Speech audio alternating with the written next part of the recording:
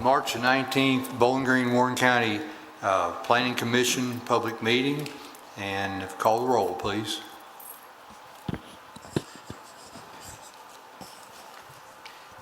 Cassida, Yes. Sissel, Yeah. Drain, Yes. Gay, Yes. Graham, Ritchie, Yes. Shaw, Yes. Starks, Yes. Titmore, Yes. Vitale, Yes. Volker, Yes. and Dean Warren. Yes, thank you very much.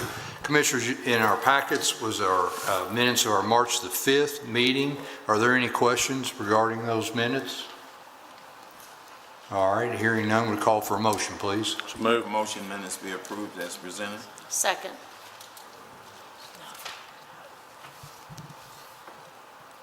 Starks, Yes. Titmore, Abstain. Vitale, Yes. Volker, Abstain. Casada, Abstain. Sissel, Abstain. Drain, Yes. Gay, Yes.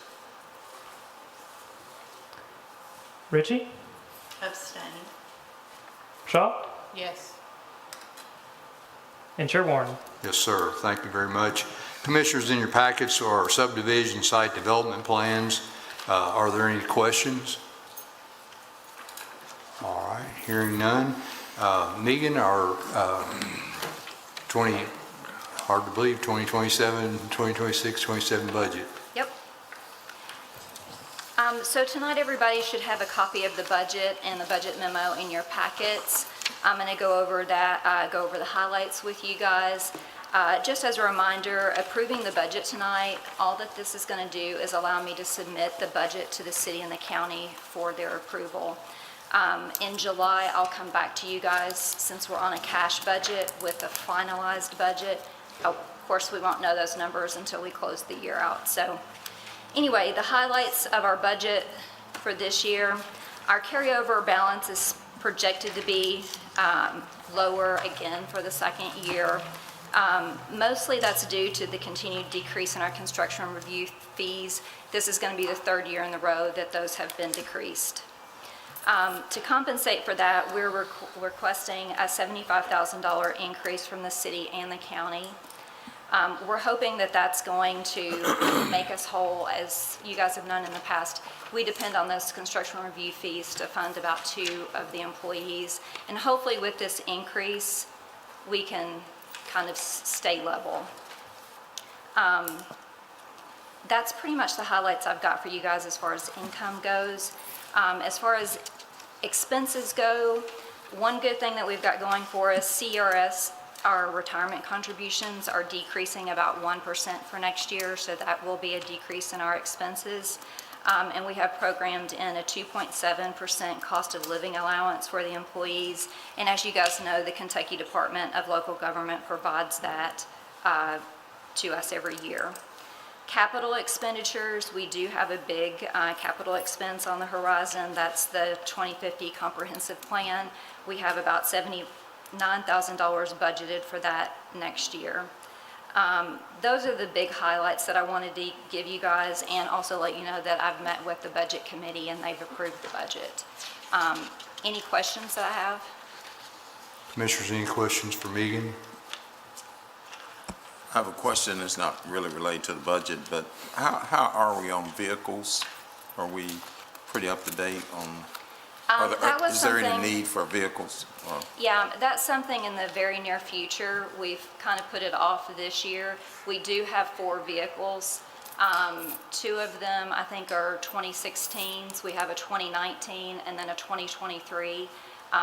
The 2 older vehicles, we are going to need to cycle those out probably next year.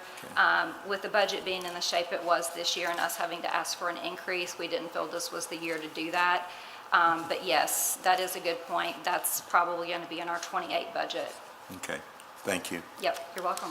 Thank you, Rick. Commissioners, any other questions for Megan?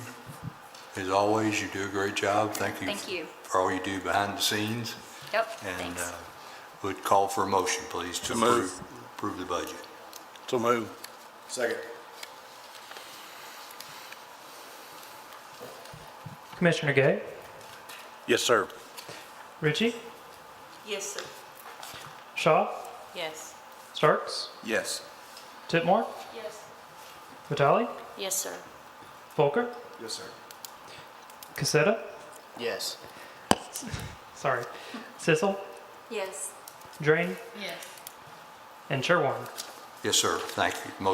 The budget is approved. Ben, our comprehensive plan, Phase 2?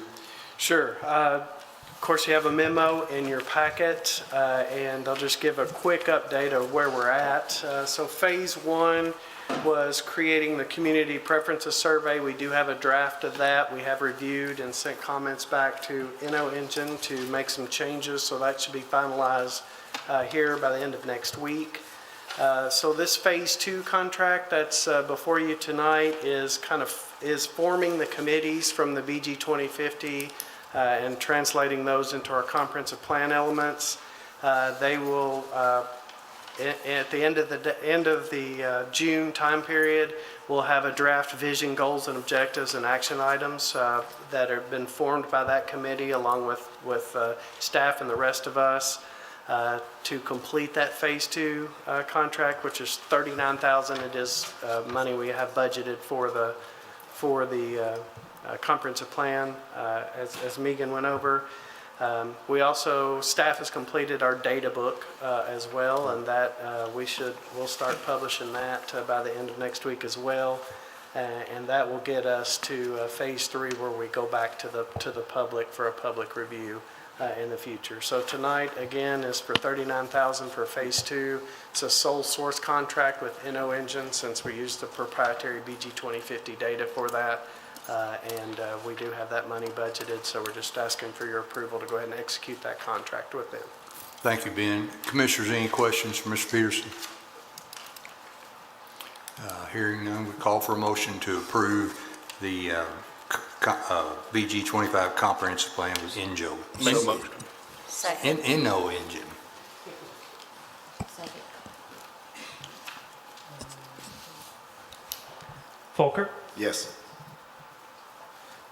Cassida, Yes. Sissel, Yes. Drain, Yes. Gay, Yes. Ritchie, Yes.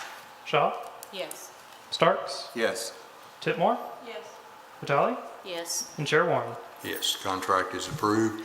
Commissioners, in your packets, we had 3 credit and performance bonds that were listed, and are there any questions regarding those?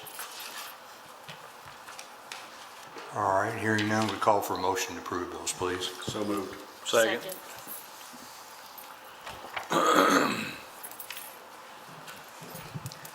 Folker, Yes. Casada, Yes. Sissel, Yes. Drain, Yes. Gay, Yes. Ritchie, Yes. Shaw, Yes. Starks, Yes. Titmore, Yes. Vitale, Yes. and Chair Warren. Yes. Ben, is there any old business? All right, we will now enter into our public hearing. Mr. Moore? Thank you, Mr. Warren. I request that you order that the record tonight include the relevant statutory and regulatory provisions that govern your decision-making, the commission's entire file for each application on tonight's docket, the qualifications for each staff witness. Finally, I request that you administer the oath to those witnesses. Swear to tell the truth? Yes, sir. Thank you very much. Rachel, are you doing the first one? Could you go up there and correct that slide just a minute so I could just briefly walk through the protocol?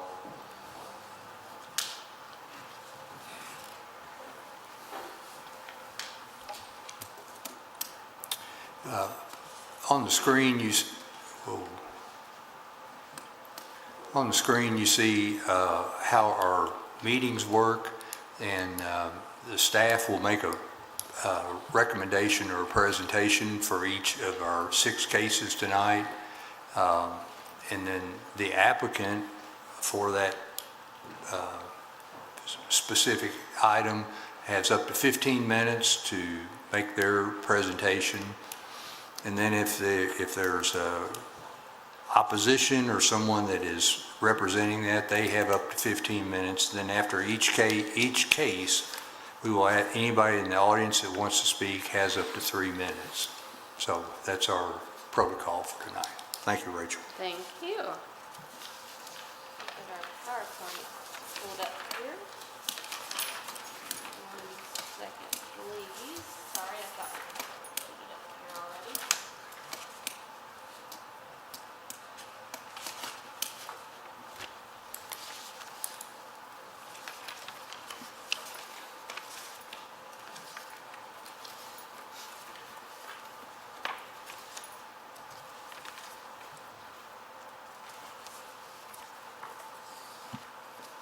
Jenny, help me. Where's the full screen of this?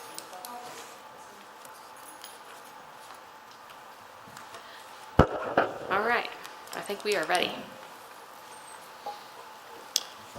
So the first item for your consideration tonight is our zoning ordinance text amendment.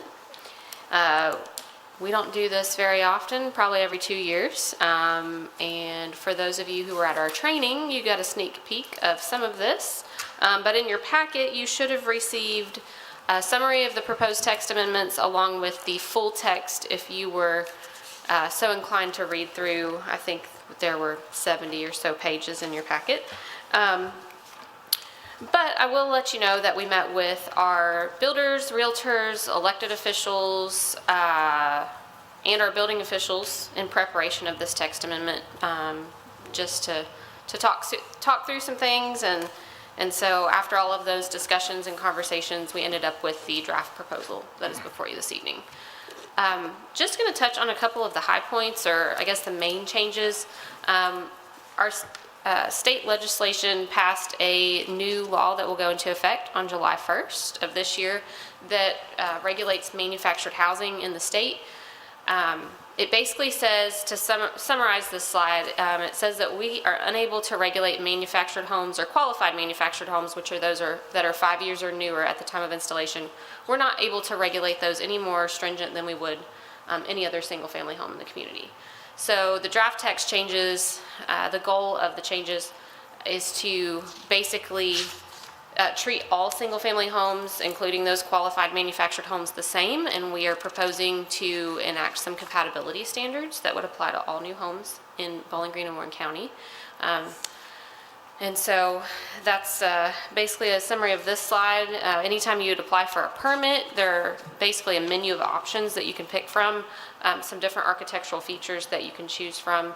And as long as you meet at least 3 of those requirements, and we deem that that's compatible within 1/8 of a mile, then we could permit that qualified manufactured home, or any home for that matter. So that is one of the main changes. Some of the other items we are looking at this time around data centers, those facilities house critical IT equipment, servers, networking equipment, storage systems, like when you hear something stored in the cloud, or some of the AI technology that we're all dealing with right now. That's what those data centers are for. They can be an infrastructure hog as far as things like water and electric, so we did write some new regulation into the ordinance on data centers. Also looking at battery energy storage systems. Those store energy either that's a surplus from the grid or from solar or wind facilities. These can sometimes be a fire hazard. They also consume a lot of water and can take up a significant amount of land. And so the current ordinance does not address these, so the proposed text amendment would add that into the ordinance. Also, solar farms, looking at adding a new decommissioning policy and bonding requirement for solar farms. Vape shops, we have proposed to classify that as its own use category. Right now, it's just considered a general retail use. Along with it being classified as its own category, we are proposing to allow vape shops only in highway business. And we've also proposed spacing requirements from schools and daycares, and also between the actual vape shops themselves. So any of the existing shops in town would be legal non-conforming if this moves forward or grandfathered in. but it would limit the number of new shops that we could have. And if any of the existing were to close, we may have less over time. Freestanding birthing centers, that's really just a change we've added because of a new state regulation. They're already permitted by our ordinance, but we have now just called them out as their own land use category. There's really nothing changing other than just adding the term to the ordinance to comply with the new state regulation. Vertiports and air taxis, nothing currently in the ordinance. I never thought in my lifetime we would be writing that into the zoning ordinance, nor do I think I'll be taking an air taxi anytime soon. But I know there's a lot more adventure seekers out there than me, so that's now proposed to be added into the ordinance. And then also a section on modern cremation and burial uses that deals with water-based cremation and natural decomposition. And then last on the list, we've amended requirements for structures and service utilities, mechanical equipment when located in the floodplain to match the subregs in response to some of the flooding we had last year. So that's kind of everything in a nutshell. You have the detailed list in your packet. I'll be happy to answer any questions or go over any of the changes in detail as you all see fit. Commissioners, any comments or questions? Thank you all for being proactive on some of the thinking ahead. Yes, sir. I've noted 3 things I'd like to ask you about. Yeah, sure. So on Article 3, page 323, you have that you amended the public review procedure for the site development plan application. And so, the 5 days have been stricken, but I don't see in there where you put a timeline for making the request for review. Am I missing it? No, you're not missing anything. We post those on our website, and they're really just made available for public review as soon as they're posted, and we don't take them down. So really, as long as, if anybody requested a public review of any of the plans, as long as they hadn't already gone through the approval process, we would bring them before the commission. It just seemed silly to have the 5-day window because they're just always posted on the website. So if somebody had a question or concern about any of those things before they were approved, we would entertain bringing it for the commission's review. Okay. Article 5, page 39, you touched on this in your introduction about the crematories. You had the water-based cremation, casketless burial, natural organic reduction, and all that has to be located a minimum of 500 feet apart from any residential district. I'm familiar with any of that stuff, but is that kind of standard across communities, or is that going to be enough? Are the residents going to be concerned about this type of casketless burial? It seems standard from what I researched. Ben, do you have any additional knowledge on the issue that you'd like to cover? No, I believe the 500 feet does match cremation standards that we have in our ordinance. So I don't know of any facilities we have locally currently with this, but for now, since we know these things exist and they're becoming more common, we just put that, added that to the list of the 500 feet, just like cremation is. And then my last question is Article 5, page 542, under the data centers. You've removed the agriculture and commercial districts as being having that 1,500 feet limit. And I was wondering why they're treated differently. Yeah, so the highlighted text was actually changed after we posted the original draft. So what we've proposed to remove the agricultural and commercial districts, that was just in the original draft. And then after we talked through it, probably 3 or 4 weeks later, we decided that that type of use would actually be compatible with an agricultural land or commercial piece of property. To be honest, we didn't have as much knowledge about it when we posted the draft, but we wanted to get the draft posted, because of how many changes we have.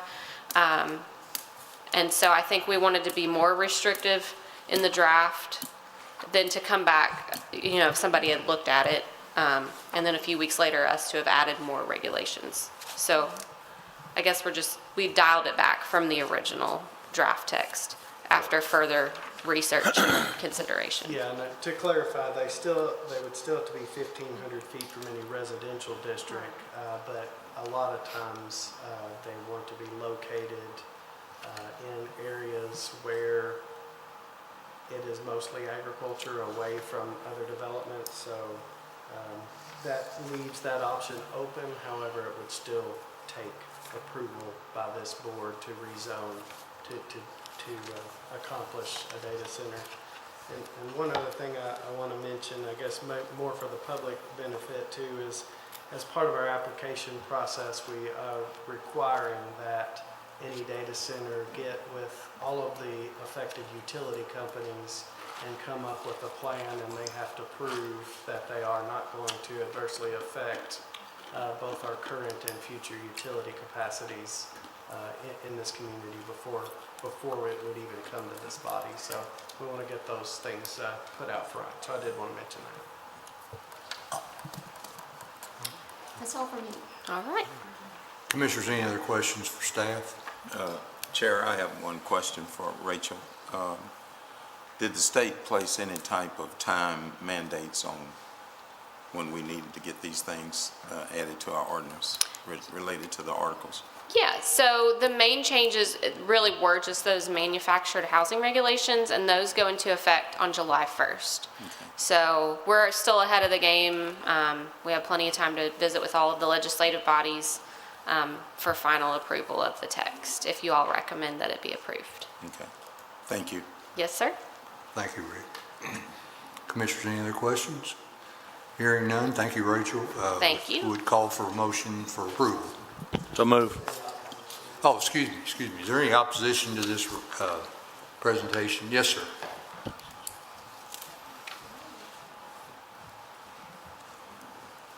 Yes, sir. Your name and address, please. Good evening. My name is Logan Haynes. I am at 130 Mallard Drive in Frankfort, Kentucky. Frankfurt? Frankfort, yes, sir. Okay, you swear to tell the truth? I do, yes, sir. Okay. Yes. I'm the executive director of the Kentucky Manufactured Housing Institute. Okay.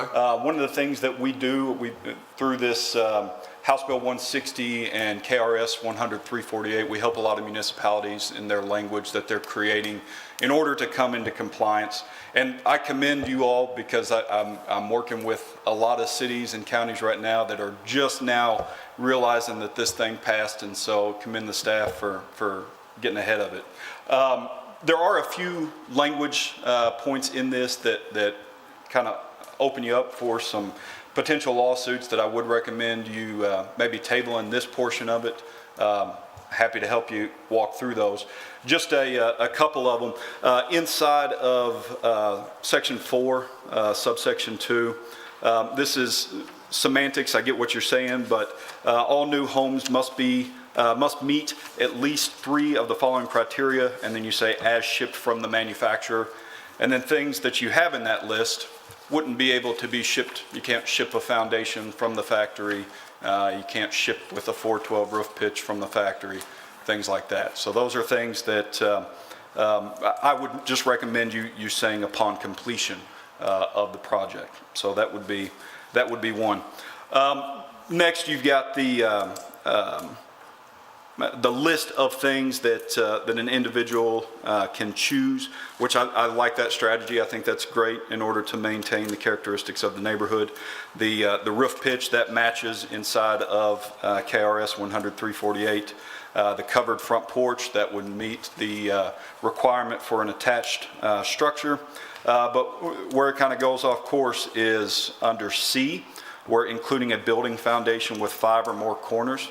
That would fall outside of what the statute allows. And so if you look at KRS 100-348, 4, the compatibility standards adopted by a local government shall be limited to roof pitch, you did that, square footage of livable space, type and quality of finishings and materials, foundation skirting.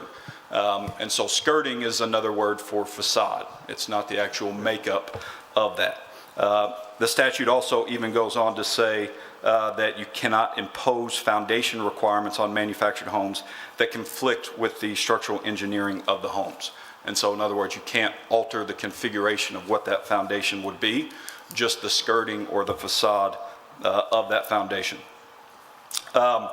Incorporate an attached garage, no issue there, that's fine. And then E, that was another sticking point, has an upper story or half story with conditioned living space.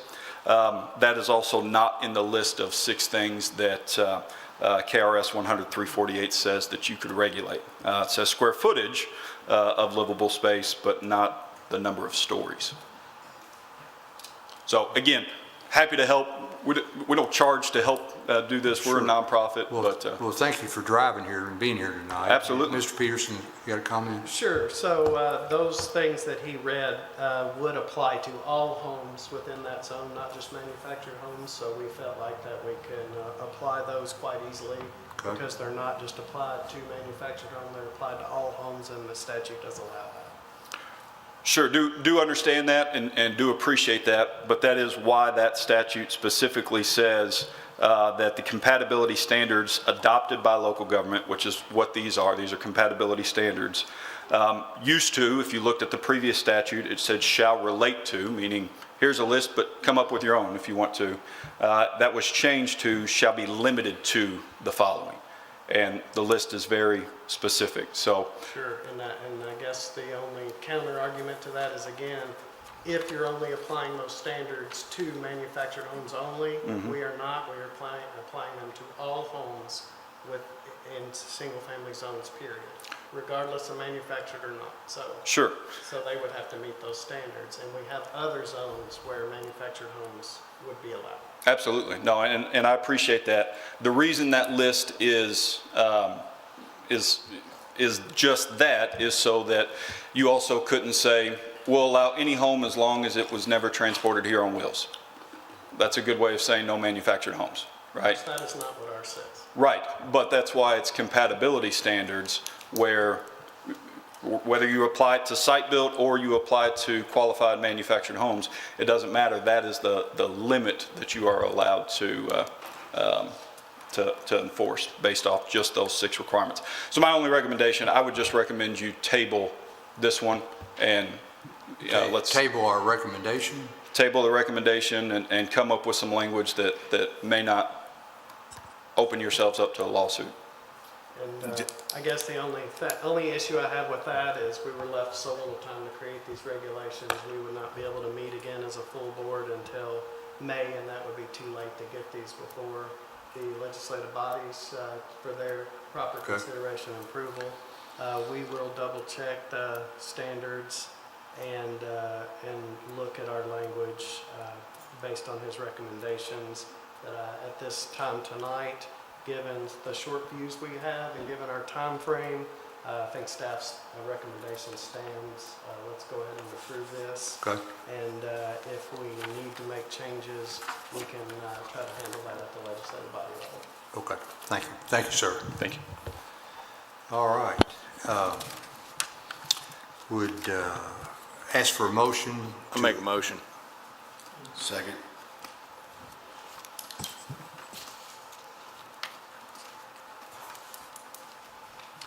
Gay, Yes, sir.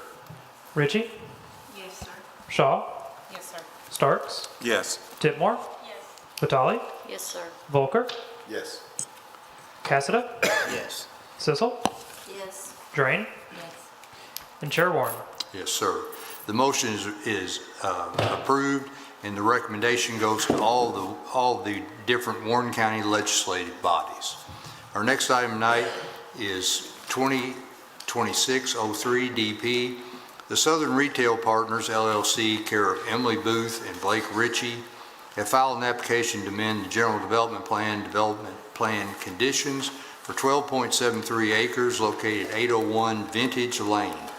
The property subject to this application is zoned RN4, single family residential. Amy?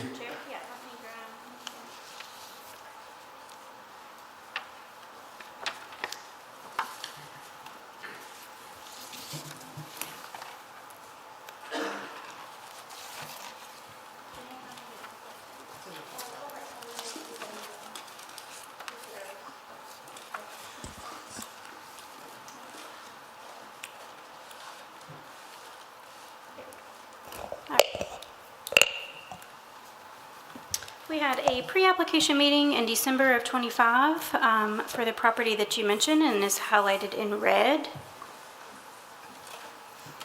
The current zoning is RM4.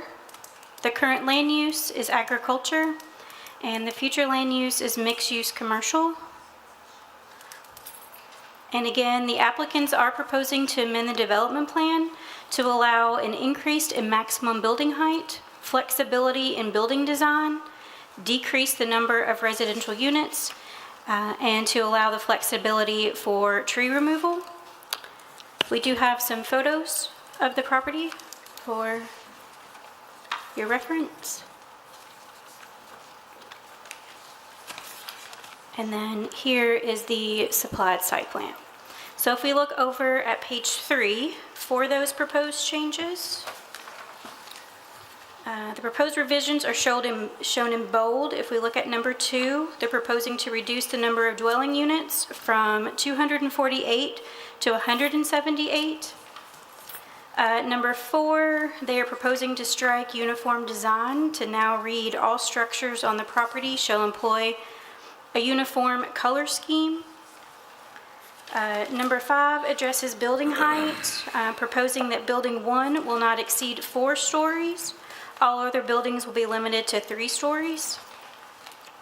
And then if we look over at page 4 for the last one, that addresses the tree preservation.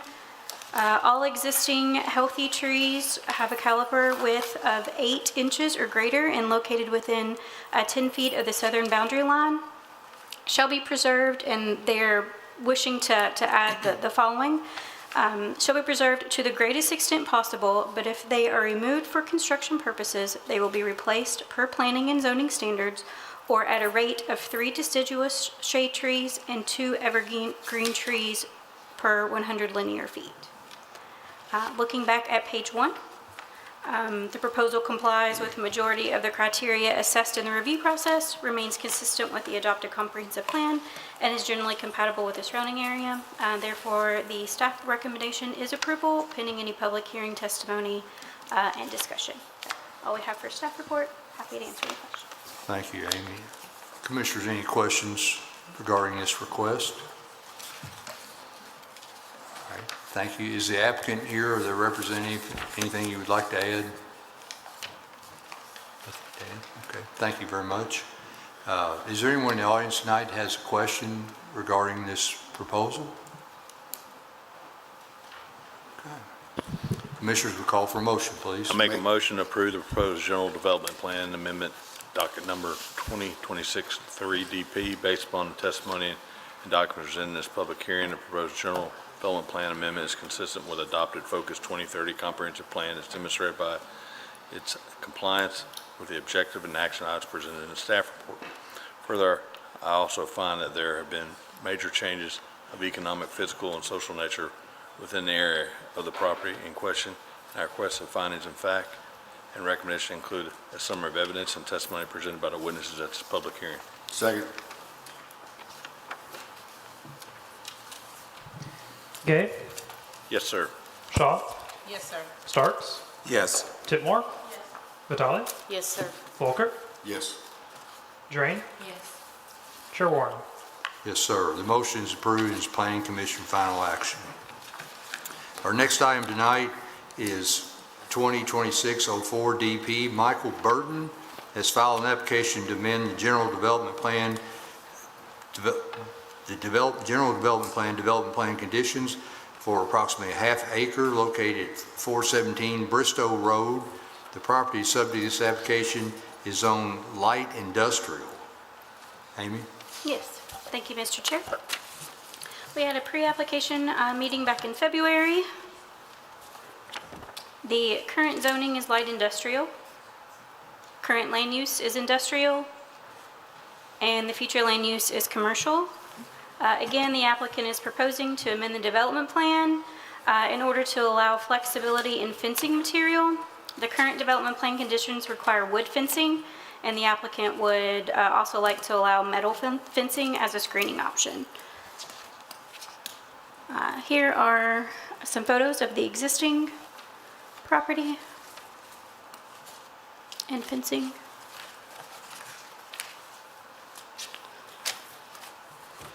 there. And then if we look over at page 2, at the very bottom, the proposed revision is shown in bold, and that is DPC number 1.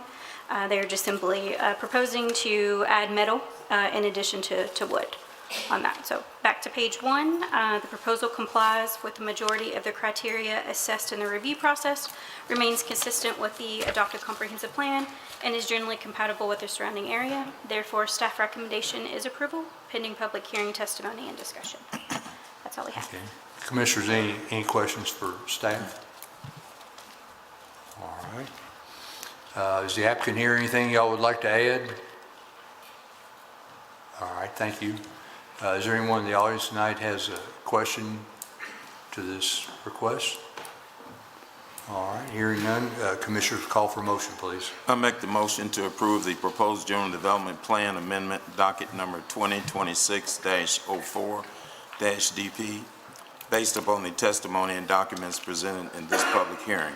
The proposed general development plan amendment is consistent with the adopted Focus 2030 comprehensive plan as demonstrated by its compliance with the objectives and action items presented in the staff report. Further, I also find that there have been major changes in economic, physical, and social nature within the area of the property in question, and I request that the findings of fact and recommendation include a summary of the evidence and testimony presented by the witnesses at this public hearing. Second. Starks, Yes. Titmore, Yes. Vitale, Yes. Folker, Drain, Yes. Gabe, Yes. Shaw, Yes. Chair Warren. Yes. The motion is approved and is Planning Commission final action. Our next item tonight is 2026-05 DP C-Trace Flex 2 LLC has filed an application to amend the general development plan conditions for 1.1 acres located at 8595 Nashville Road. The property subject to this application is owned general business. Jenny? Thank you, Mr. Chair. We had a pre-application meeting for this property on Nashville Road, February 10th of this year. Current zoning of the property is general business. Current land use is commercial. And then the future land use map designation is mixed use residential. We do have some photos of the property. And then we will leave it on this concept. The applicants are proposing to amend the development plan for 1.1699 acres at 8595 Nashville Road, and the main purpose of this application is to revise the screening requirements for rooftop level equipment. Looking over to page 3, the specific standard is standard 7, or excuse me, development plan condition is standard 7, and any rooftop level mechanical equipment shall be screened from view, and they have since proposed to add from the public right-of-way along Nashville Road. And so with that, looking back to page 1, the proposal does comply with a majority of the criteria assessed in the review process, remains consistent with the adopted comprehensive plan, and is generally compatible with the surrounding area. And so staff's recommendation is for approval pending public hearing, testimony, and discussion tonight. And that's all that I have, but I'm happy to answer any questions. So what's the I mean, I read the change, but what was different than what was before, Jenny? So the intention for this standard is that the way it previously read is that from all angles, the rooftop level equipment would have had to be screened from any view. And so they've specified now that it is truly just from the public right-of-way along Nashville Road. Gotcha. All right, thank you so much. Commissioners, any questions for staff? Is the applicant here anything they would like to add?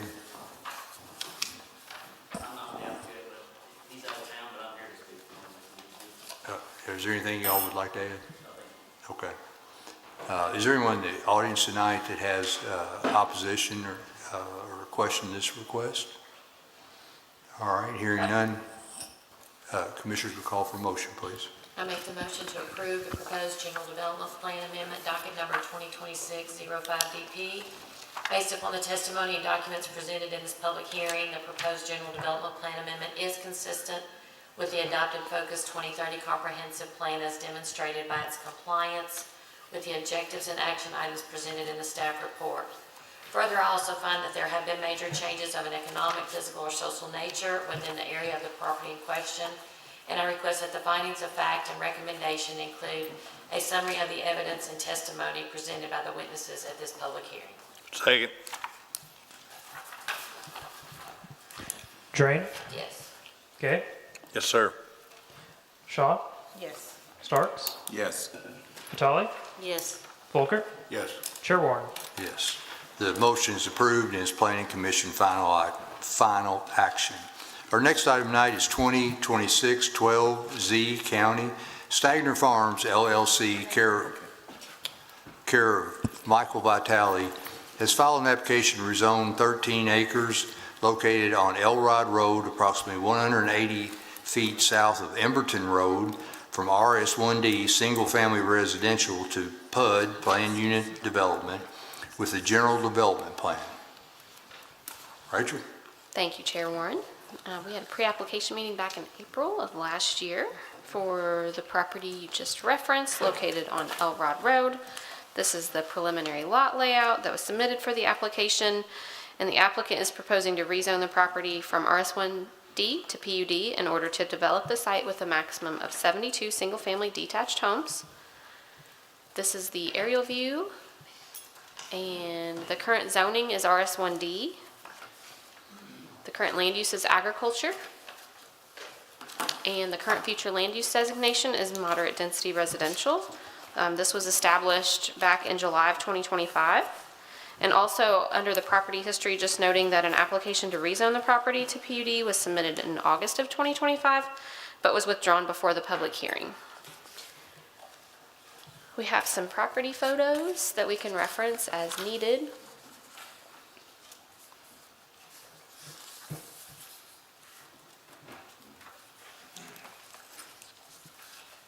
And this is the rezoning plat that was submitted for the application. And then I'll leave the preliminary lot layout up as we go through the rest of the staff report. One thing I forgot to mention before I started the presentation, you should have a few supplemental items at your seat. You should have an email from a concerned neighbor that was submitted anonymously. There is also a packet of potential building elevations that was submitted by the applicant, and then we also had a concerned neighbor who submitted a packet of supplemental information, and I believe he plans to review that with you when it's the public's time to speak. So just keep that in mind. But I will continue with the staff report. When we reviewed the application, we found that the proposal complies with the majority of the criteria assessed in the review process and found the proposal to be generally compatible with the surrounding area. We do have a few items for your consideration, and those are listed in the second bullet point at the bottom of page 1. I'll go through those one at a time. The first is going to be on page 2, and that relates to the proposed lot size and width. So if you look under layout, lot sizes and setbacks, you'll see that lot sizes are proposed to be a minimum of 3,535 square feet and a minimum width of 35 feet. The proposed lot sizes and widths are not consistent with any of the current developments located southwest of I-165. The next item for your consideration is also on page 2, and that relates to tree preservation. If you look under natural features, the staff, if we go back to the aerial view, you can see that the property is lined with mature trees on some of those perimeter property lines. Tree preservation and a new tree planting requirement are addressed in Development Plan Condition 14, though there is no guarantee that the existing mature tree lines be preserved. The 2025 application required a 10-foot do not disturb buffer around the side and rear property lines. Staff suggested that the applicant consider amending the Development Plan Condition to match the previous proposal. However, the applicants have not proposed a similar requirement at this time. The next item for your consideration is also on page 2. That relates to prime farmland. We have just noted that the property is classified as prime farmland. And then next, relating to the proposed minimum home size and garage requirement, that's going to be on page 3 under the surrounding architectural features. And the applicant is proposing in Development Plan Condition 2 that each single-family residence shall be a minimum of 1,050 square feet exclusive of garages, and that no fewer than 50% of the single-family residential structures shall have a minimum of 1,200 square feet exclusive of garages. The applicant is also proposing a one-car attached garage minimum in Development Plan Condition 5, and the proposed minimum home size and garage requirement are less than the 1,400 square foot and 2-car minimum that is currently established for the adjacent Stagner Farms development and is not consistent with other developments located on the southwest side of I-165. I believe that is all for our points for your consideration. And with that, the staff's recommendation is for approval, pending public hearing testimony and discussion. Be happy to answer any questions. Commissioners, any questions?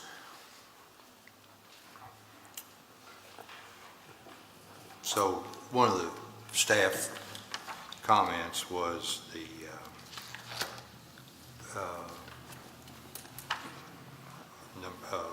point number 2 is proposed lot size and width, and then the size of the homes compared to the other neighborhoods. Yes, those were included. Yes, all right, thank you, Rachel. Okay. Commissioners, no other questions? All right, is the applicant here or their representative?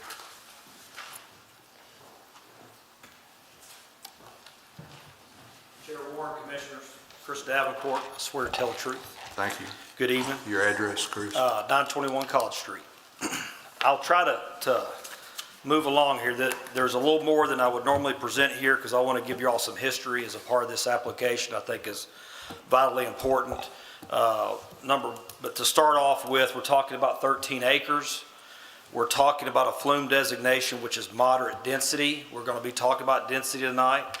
And I just want to remind the commissioners that moderate density under our ordinance is up to 13 units an acre. Low density would be up to 4 units an acre. So I was here in July on this same property when we amended the flume from low density to moderate density. The application before you tonight is at 5.5 units an acre. I think we would agree that that's on the extreme low end of moderate, and it's just a touch more than what the low would have allowed for. So I'll give you some more context in a minute and how we got to that point, but I just want you to be aware of those numbers. We're requesting a PUD classification and rezoning from the current RS1D. If I could get to a map here, and you know I always go the wrong way. The slides you sent are at the end of just the regular slides if you keep going to the right. I'm not wanting the concept yet. Okay. Yeah. I'm trying to find, this has it right here. I want to talk to you tonight about this property. This is where we're at, and I'm going to talk to you tonight about this property. That was also rezoned by this same client of mine in the last, I think that was done maybe in 23. I have that date, I'll get to it in a minute. That property is also a PUD. That property has density of 5.5 units an acre, 5.2, almost identical to this request of 5.5. In the staff report, it says that this density is not, I think there's a reference that Rachel gave you about south of the I-65. When we clarify south of 165, that's what rules out this property. But this property is what I refer to as the roundabout property that has a density of 5.2, has the same lot sizes. It has virtually the identical density, and it actually has smaller homes. Those homes are a minimum of 850 feet. It has the exact same design restrictions and material restrictions before you tonight. That property sits 1,800 feet away. As the crow flies, 600 yards. I think application not too long ago, I mentioned a long par 3. This would be a long par 5, is how far that property is away from this property. So when I refer to the roundabout property, that's the property I'm talking about. Just like in that development, the request before you has this unique development condition that requires owner occupancy for a period of 10 years. You folks, I've been here a lot talking about the most recent housing study. And as I've told you in the past, the staff has said, Chris, if you and your clients are wanting to meet the housing need for entry-level home buyers, we've got to make sure that these homes are going to be owned by home buyers and are not going to be rented. Otherwise, we're not meeting that need. And that's why you've got that development condition that requires home ownership. Now, this property was rezoned in 2021 from RS1D. So tonight I'm going to talk to you about what's currently allowed on the property, what's currently allowed at that roundabout property, what was brought to you at the Flume hearing in July, and then what we're proposing tonight. And basically what I'm going to try to impress upon you all is this client of mine has listened to neighbors.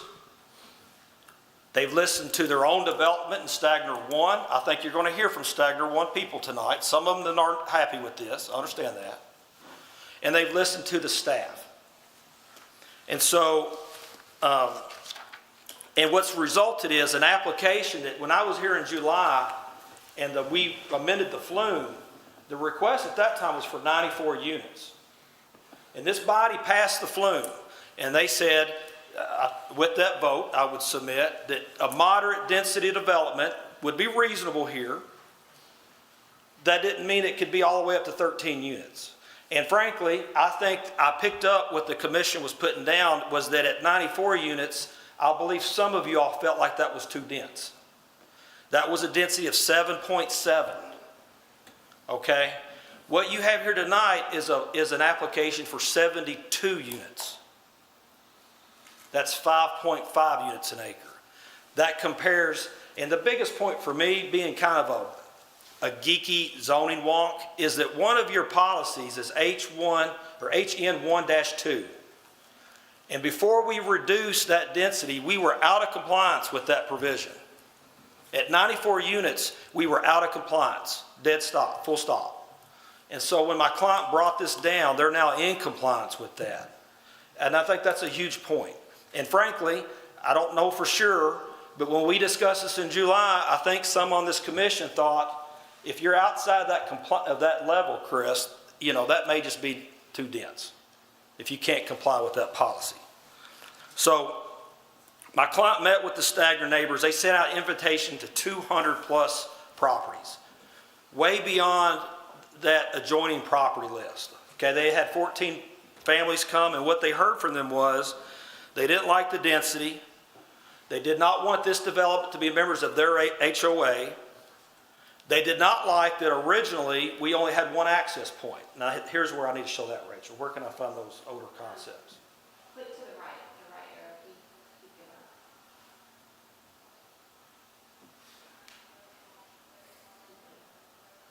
Should be in this. Oh, these are all the elevations. Gotcha. So there have been a lot of versions of this concept. This was one that we had filed earlier. And I'll tell you, a year ago when we first started looking at this, Warren County Public Works did not want an access point on Elrod Road. That's what they told us. So we designed this without that. And when they met with the neighbors, one of their big points was they didn't like one access point. They didn't like, and the reason I say one access point, this is a stub street at the bottom into the church property. That's there because of the subdivision reg. I think the pastor from the churches here, they would care that not be there, but you all know we don't have any control over that. So there was only one functional access point. The neighbors did not like that. I assume they did not like all the traffic of the lots coming through their existing subdivision. As we work this, and we continue to work this, I got a comment back from Josh Moore about 2 weeks ago. He didn't see any reason not to connect to Elrod Road. Well, the current plan would do that. And I'm going to show you one more in the meantime. I skipped this step. When the neighbors said they didn't like one access point, we gave up some lots and we're willing to put this access point in. Okay, that second one. When we submitted that to Mr. Moore, we wanted to make sure he was okay with the radii on the cul-de-sac. There are a lot of things coming involved here. Garbage trucks, fire trucks. And that's when Mr. Moore said, there's really no reason not to connect to Elrod Road. And that's why the current concept you see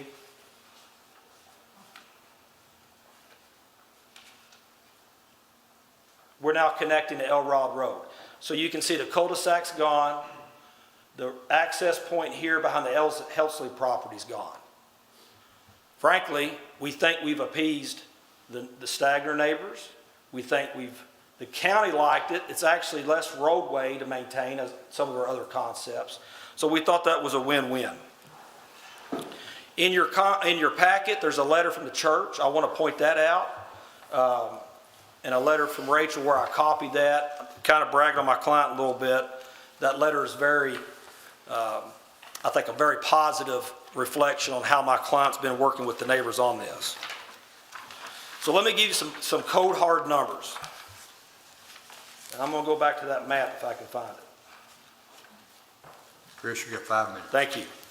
Currently, this development is approved at a density of 3.07. Currently, it's approved for square footage of 1,400. And currently, it's approved, we sometimes talk about vinyl. 60% of these homes in the current subdivision, without changing anything, could be 100% vinyl. That's approved as I sit here today.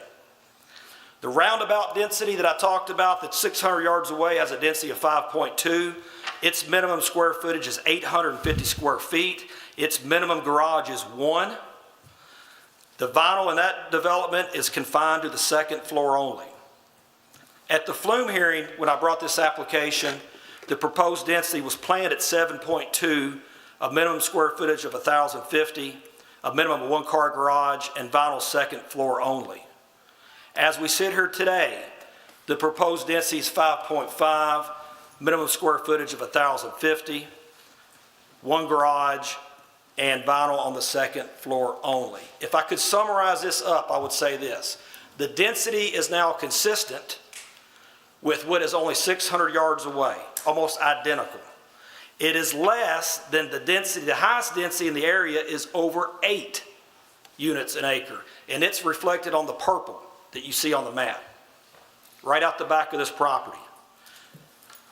I think the development, the materials are consistent now, and the density is consistent. The application is Flume compliant, and it's been recommended for approval by the staff. The last thing I want to say is this. I'm going to try to anticipate what you're going to hear. You're going to hear some neighbors come up here and say, this is going to hurt our property values. Number one, I always tell you all, property values is not in the ordinance. And then I'm going to go a step further and say this. When a car lot puts a Corvette next to a Malibu, it doesn't make the Corvette cheaper. And they do that all the time.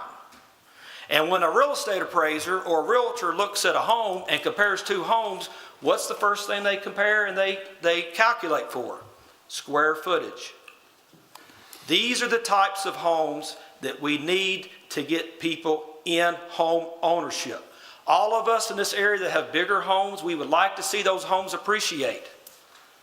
But every sale transaction needs a seller, and it has to have a buyer.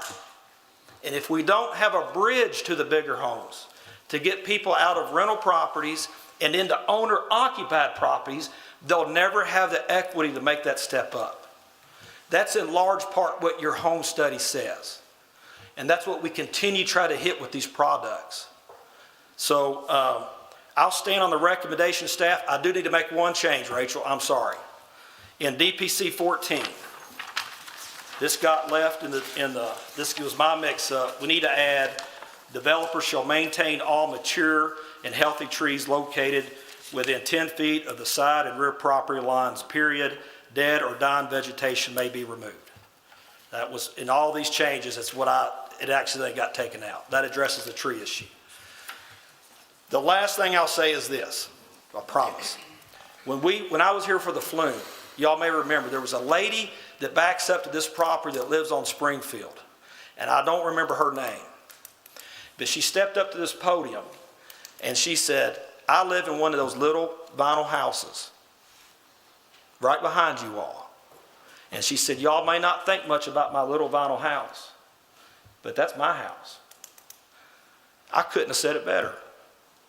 I couldn't have paid for that type of testimony. She takes pride in her house. When I was here rezoning Stagner 1, where these folks live in, people came to those hearings and said, these houses are too small.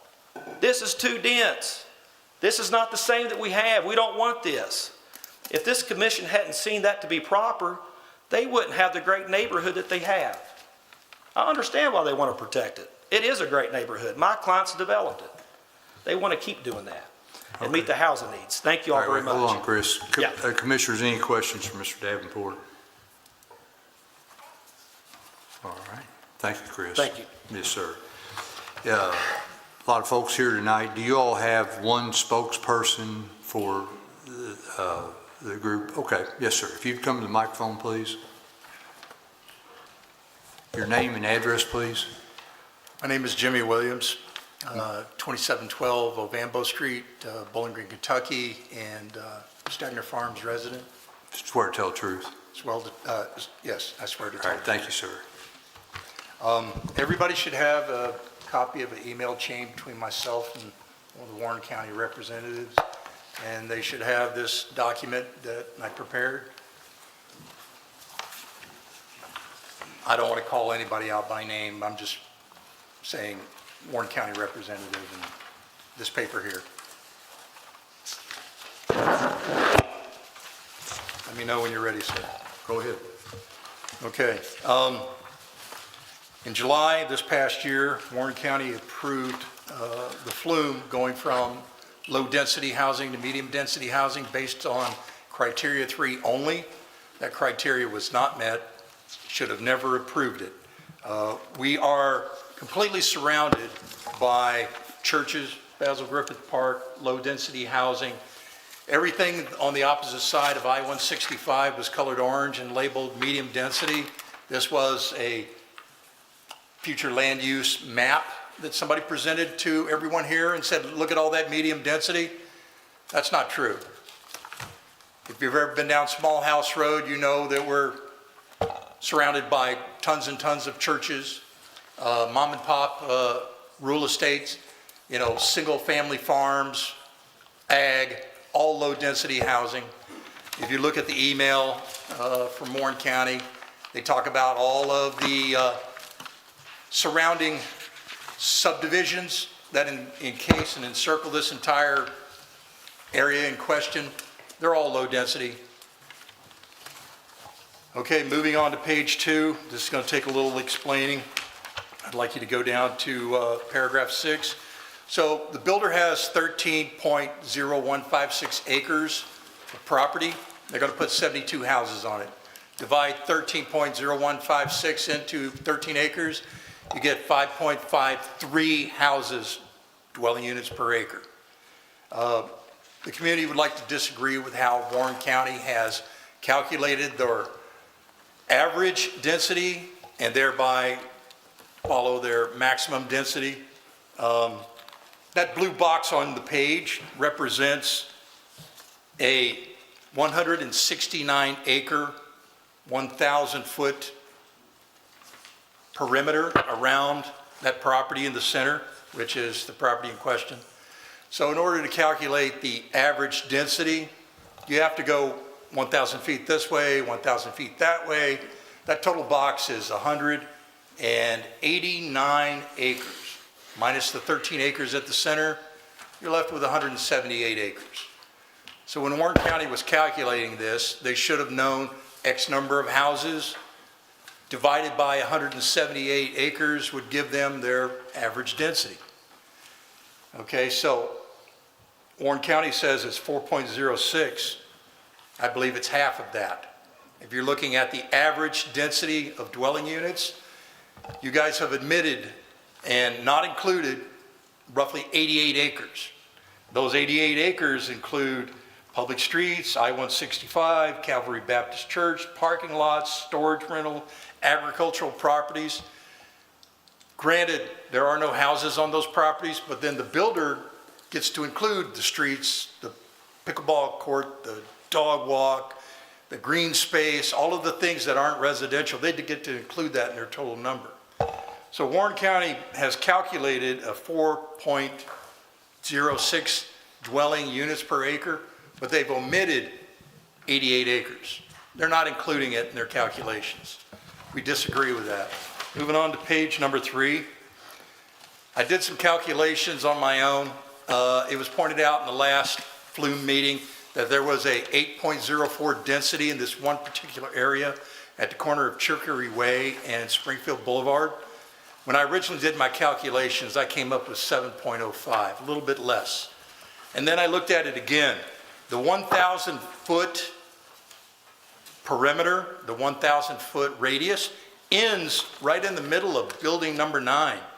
These duplex buildings, the first 5, you can see by looking at the picture, the first 5 are larger than the next 5.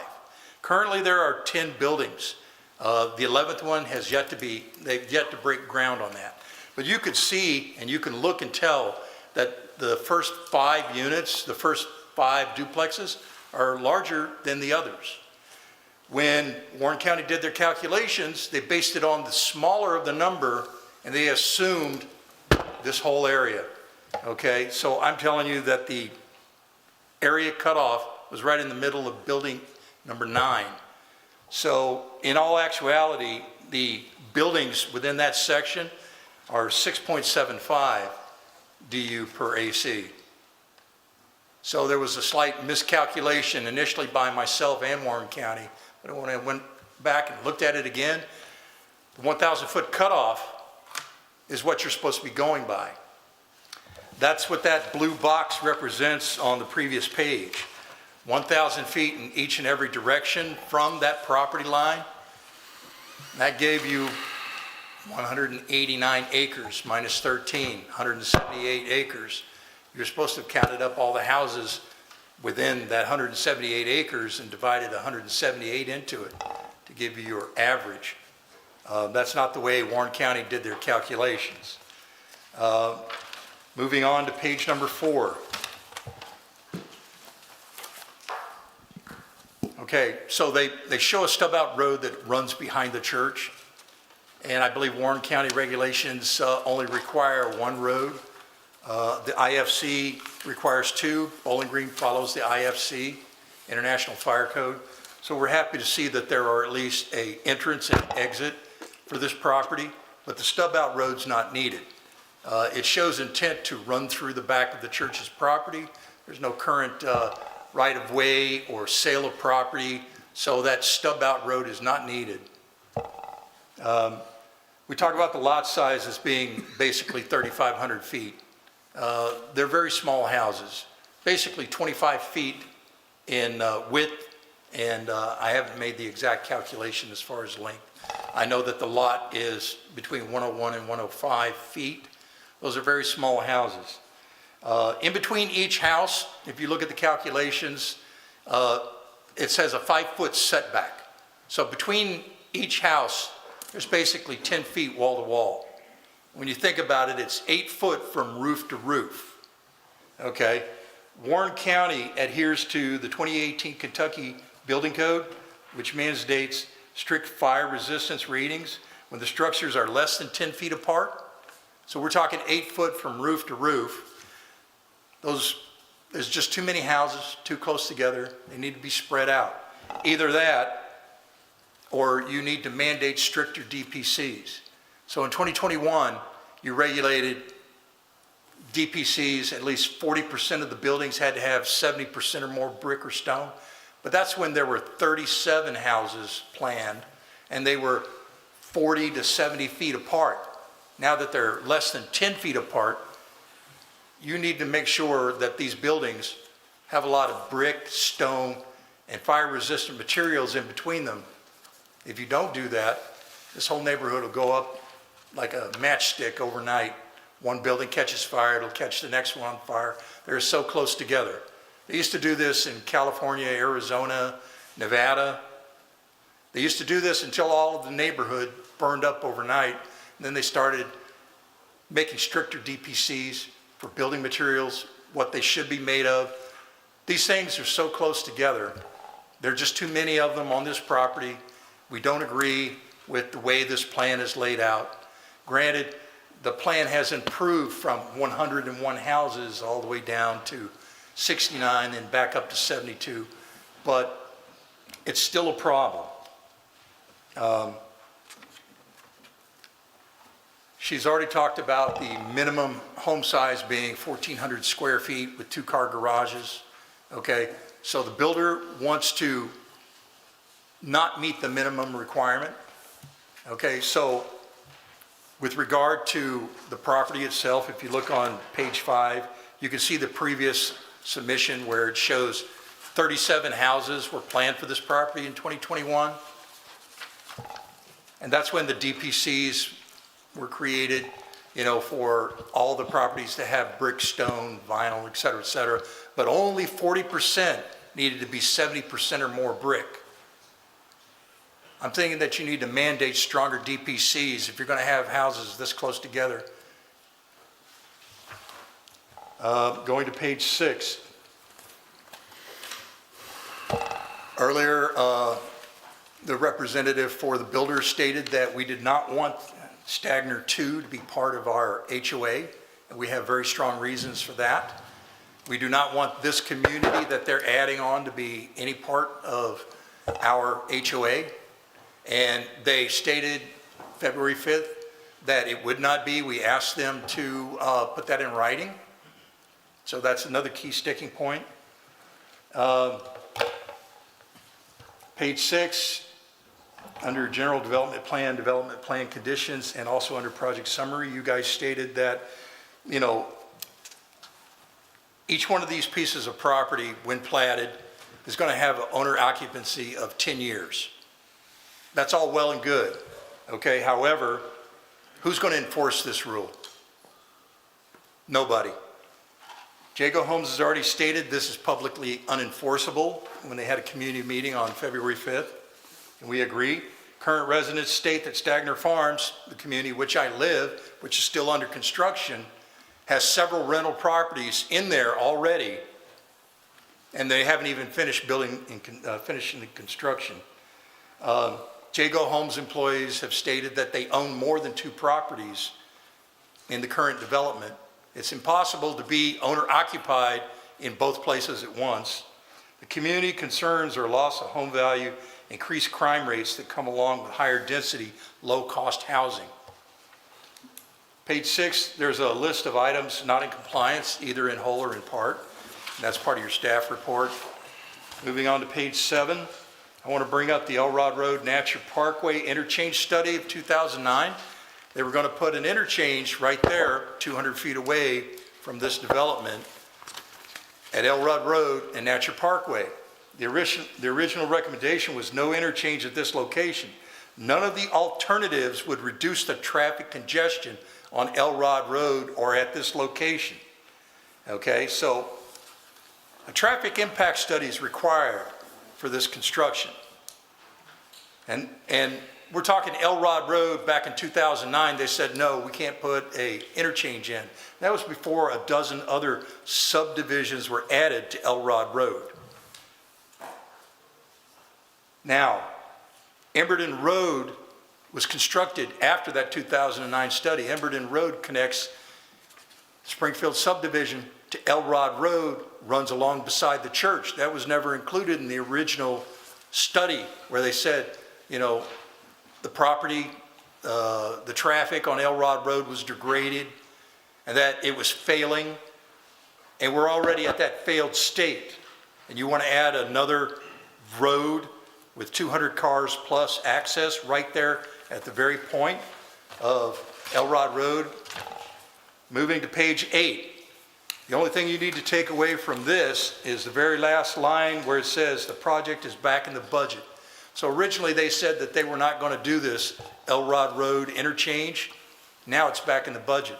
Warren County spent $3.5 million this past year in the planning and the preparation of this interchange going in at Elrod Road and I-165, right where this property is.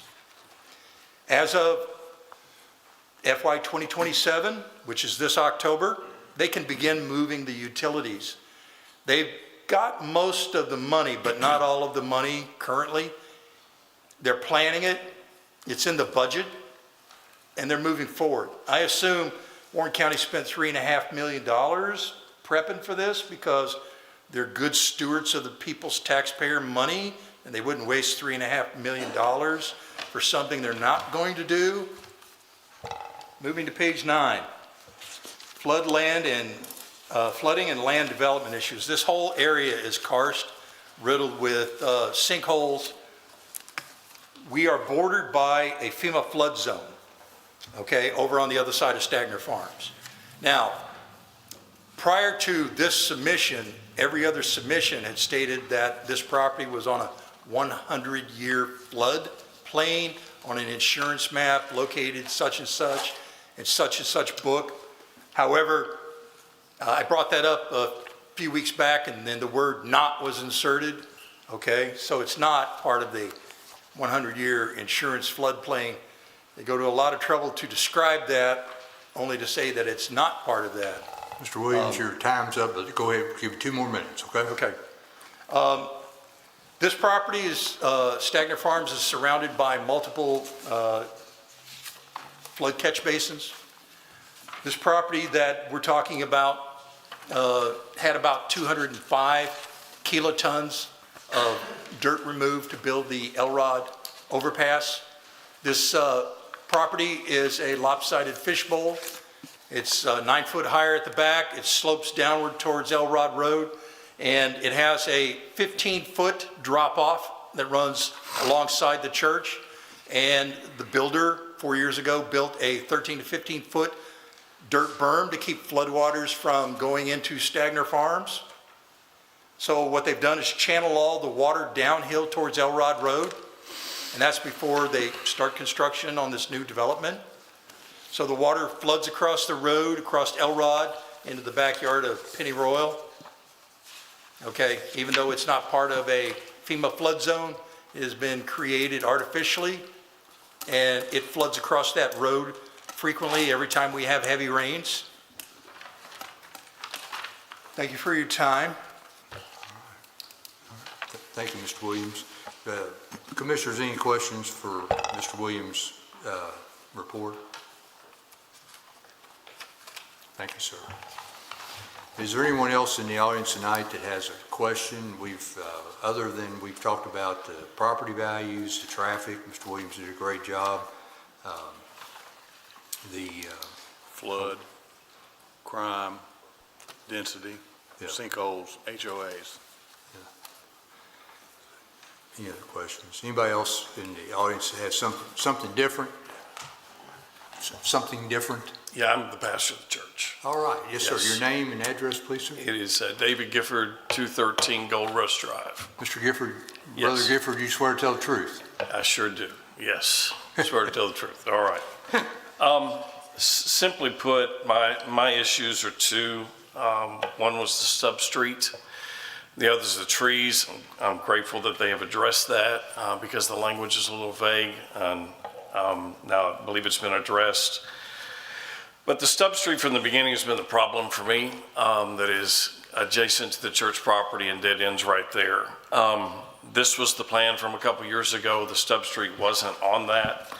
And I'm simply just going to talk about the process for just a moment of what I've come across to find all the details concerning this.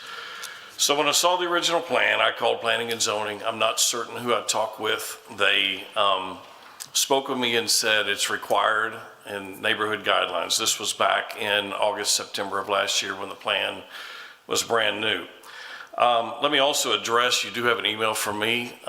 Please know that's about communication and my appreciation with the builders and the developer and the way that they've communicated very well. That is not a full-throated approval of what is taking place. As I made that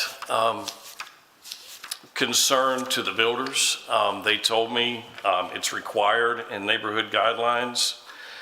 As a matter of fact, they even took the next step. They have an email from Mr. Moore, and this is the language of the developer. It says the developer fully understands that the stub connection is a subdivision requirement. And so that came from Planning and Zoning. So the builder, the developer, the owner, and the first representation from Planning and Zoning said, hey, all of this is required. Just a moment ago, Mr. Davenport said, this is required as per the neighborhood guidelines. So, I'm a pastor. I read theology and I read history. I don't read flumes. I don't read flood plans, and I am really glad that I don't. But because this concerns the property that's there, I took a moment to read the neighborhood guidelines. And Article 6, page 50, letter J on stub streets. Here's what it says. Shall provide access to any adjacent undeveloped tract of land that is 10 acres or larger. The only problem is this, That's not 10 acres. So I immediately called Planning and Zoning. I was able to talk to Ms. Hurt. She deserves a raise. We talked, and she said, you know what, you're right. To my best calculations, I came up with 7. She came up with closer to 8. And so my point is this, is that all along, everyone in the process said, hey, this is required, this is required, this is required. I have an email from Ms. Hurt that says, let this be your notification that this isn't required, because that's not 10 acres of undeveloped land that's on the back of our property. The reasoning for this is simply this. I've been there for over 23 years. I was there before Emerton Road was built. The issues that we dealt with from having an undeveloped road with individuals coming across our property, the stub street has a 50-foot end on it now because that's what's required in the guidelines. And that's right on the edge of our property. There will be motorized vehicles that come through there unless dire measures are taken to make sure that that doesn't take place. And the other thing is this, we invite people to our property. That's why we exist.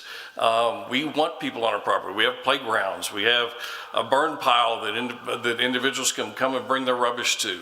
We simply just want to keep it as safe as we can for folks that walk in the developed area that we have done back there and mow. People walk their dogs, and attempting to keep that as safe as we possibly can. And frankly, my first interaction with somebody who is a new neighbor, I really don't want to have to tell them to get off of our property. I'd much rather be inviting them to come. And so that's my concern, that in the process, it took me less than 10 minutes to find that the guidelines didn't apply when everyone who was in the process said that they did. And so I guess my request is this, for everything else, just please make certain that you overturn every stone to know that we'll live by these neighbors. And we would like to make certain that everything to make that a great community, to have great neighbors, that we do that we can. Thank you so much. Thank you, sir. Appreciate your comments. Rachel, do you want to address any of his comments for? I can, I'm keeping a list, and after everybody's finished, I'll be Okay. glad to All right. All right. Anybody else has a comment? Something different? Okay.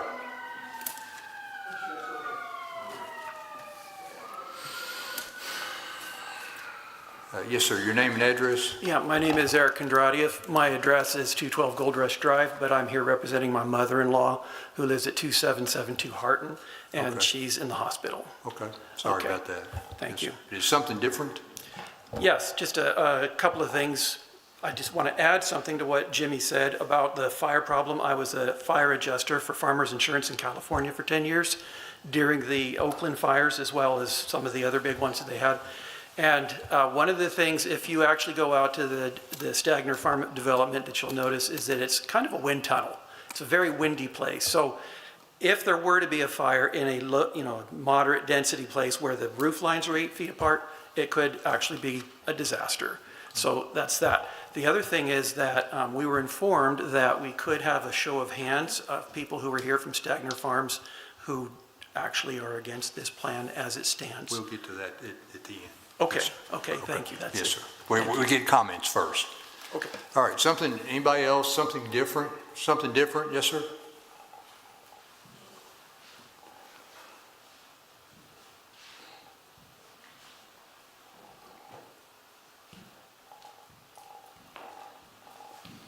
Yes, sir. Your name and address, please, sir? Larry Helsley, 2959 Elrod Road. Okay, Mr. Helsley, you swear to tell the truth? Do. Yes, sir. Okay. I'm a simple guy, and I just got one simple thing for us to consider. I was here a few years ago with friends who they were fighting a development on the corner of Neal Howe Road and Three Springs Road. And, that property was surrounded on 3 sides by farmland, and just one little street and side street were going to be connected to it. They actually had Mr. Davenport as their lawyer, and he made a very good argument for them that wasn't comparable, the houses there and what they were going to put in. And it's a few times that I've seen them turn down on development. My question is it comparable? We live right there where it's an acre and a half, 2,600 square foot house. I looked at PVA this afternoon. All the lots behind us that are on Stagner, they're 0.2 acres or higher. The smallest square footage wise was like 2,500 square feet. I know the houses behind on Chicory, my son actually lives over there and he lives in one of the smallest houses. It's 1,400 square feet living space and 2-car garage. And the rest of them are mostly bigger. So my only question is what they're putting is it comparable? I understand they need houses. I understand we need first-time owner houses. But I'm just wondering, do we need to put so many right there on that spot? Thank you, sir. Appreciate you being here. Thanks. Anybody else in the audience?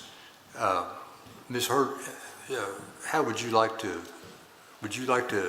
address the comments that were made? Yeah, some of them I can. Okay. And if there's any further questions, we can review those after that. I guess just on the density calculation, in this staff report, we've calculated density the same way that we have calculated density as long as I've worked here for every staff report and neighborhood that we've reviewed. So I'm confident that the calculation is consistent with all other applications you've reviewed in the past. Regarding the traffic impact study requirement, that's noted in the pre-application meeting information. And so when the staff prepares those pre-application meeting notes, when we see a development of this size that has in the past potentially required a traffic impact study, we just note that, just so that when we're going through the initial review with the developer and the review committee, that we make sure either that is or is not required. It's more an internal note for ourselves to make sure that that's not something that's overlooked. But in the comprehensive development review committee meeting that we had initially before this even was submitted to our office as an official rezoning application, the Warren County Public Works Department determined that a traffic impact study was not required. So even though it says that in the pre-application meeting notes, it was just, again, an internal note when we initially just were made aware of the potential project. And then as far as the Stub Street requirement, it is not required. However, there's not a prohibition in the subdivision regulations that says that the developer can't provide one. And I did communicate to the applicant that it's not required. But the concept that was provided is what you see before you this evening. I think that's all I have for my notes. Thank you. All right. Applicant, you got any closing comments briefly?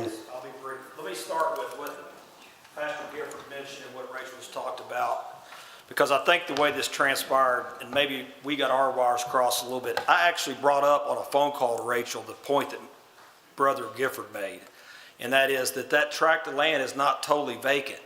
There is a church on it, and typically when we have to stub in, it's a 10-acre vacant parcel of land. You recall that conversation, Rachel? Yes. And you tried to guesstimate. We had this exact same conversation. Where I thought we left that was to be determined. And what I want to point out is the DPCs do not require that substreet. Well, and my client doesn't want it. And they told the church that. What I intend is going to happen is, and I hope the interpretation you've given holds when we submit a plat, okay? The intention is to submit a plat that does not show that substreet. But I don't want to come to a planning and zoning hearing where I know a neighbor doesn't want a stub street, and I put up a concept that does not show a stub street, and then we have to put it in when we plat. I feel like that's a bait and switch. If I'm not positive, and I wasn't, so if I'm not positive I can get that plat approved without that stub street, then that's what I'm going to show when I'm here. Because I'd rather make the church happy than to get something approved and they think that we pulled one on. Okay? And that's where I had left that conversation, Rachel. I wasn't sure about that. So until I knew that, I was not taking that substrate out. Now let me get to the rest of this stuff real quick. Well, Chris, I want to ask a question. Yes. And I think Mr. Williams brought up a point about the rentals. How do you all enforce that without a HOA? Well, what I want to point out, he's talking about Stagner 1, that doesn't have this condition in it. We didn't, yeah. I think he brought up a good point. Everybody can enforce it. Because sometimes we make these only plat restrictions. You've seen, a lot of times we'll make no RVs, no overnight parking. We'll make those, the DPCs will say they'll become plat restrictions. When we put that in, it means the other owners of the development can enforce it. Okay. And sometimes the staff rather us do that. And it takes the enforcement off of the staff's responsibility. This DPC does not revert to a plat condition. So who can enforce it? The staff will. And if someone in one of these subdivisions that we get passed sees that it's renting, all they got to do is call planning and zoning. And that owner is going to get a notice of violation. That's what would happen. Okay. So there is an enforcement strategy, and I think we make it stronger by leaving it a standard DPC. And the statement that they have renters in Stagner, number one, I don't want to get into this class thing about renters. I rented one time. I thought I was a pretty good person. I was a licensed bar member and I rented.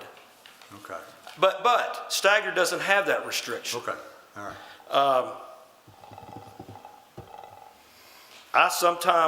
We debate how they figure density, but they do it the same every time. So. Anything else, Chris? As far as the 5-foot side setbacks, we have those in a lot of PUDs that I've done. That's actually the side setback in Stagner 1 that they're complaining about. They don't always get built that way, but that's the setback. And I understand, they have a great neighborhood there. They do.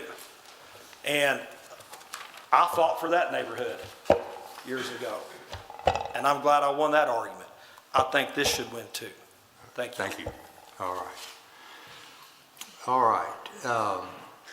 Mr. Williams, you were the representative. You've got 2 minutes. Anything else you want to add?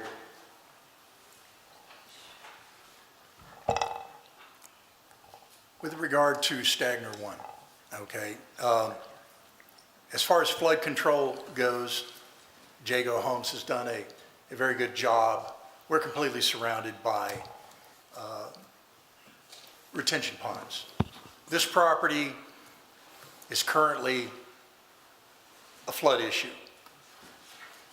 It's because you have 15 feet offset drop down from the church, and then you've got a earthen barrier created by the builders at Jago Homes, the developer. Okay. And it channels all the water towards Elrod Road. Without proper flood control, and you're opening a road directly onto Elrod Road, it's just going to make the flooding issues worse. And I just wanted to mention that.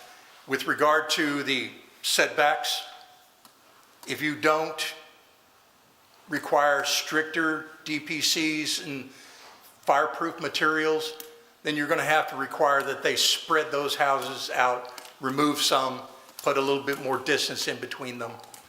If you're just going to let the builder build them however they want, out of whatever materials they want, that's just asking for a disaster. All right. Thank you, sir. Yes, sir. Thank you. All right. Staff, anything else to add? Just, there's a request for a show of hands. Oh, yes, excuse me, I'm sorry.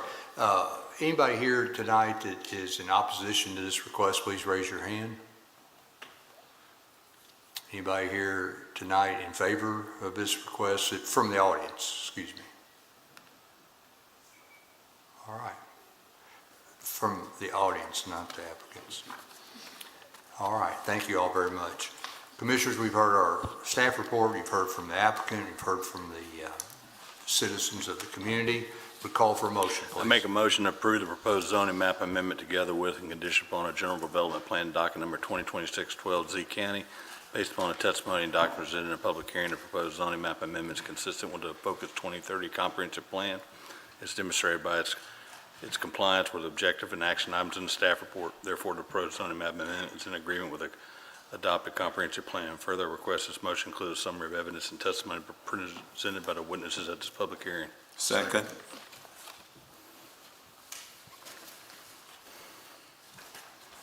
Gay, Yes, sir. Shaw, Yes, sir. Starks, Yes. Folker, Yes. Drain, Yes. Chair Warren. Yes. The motion is approved and is planning commission final action in 21 days unless the request is made to the legislative body to hear the item. Our next item tonight is 2026-14 Z County.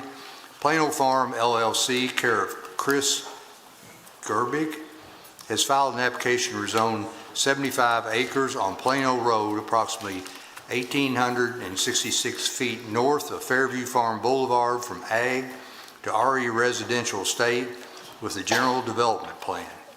Jenny? Thank you, Mr. Chair. Trying to click through these pretty quickly.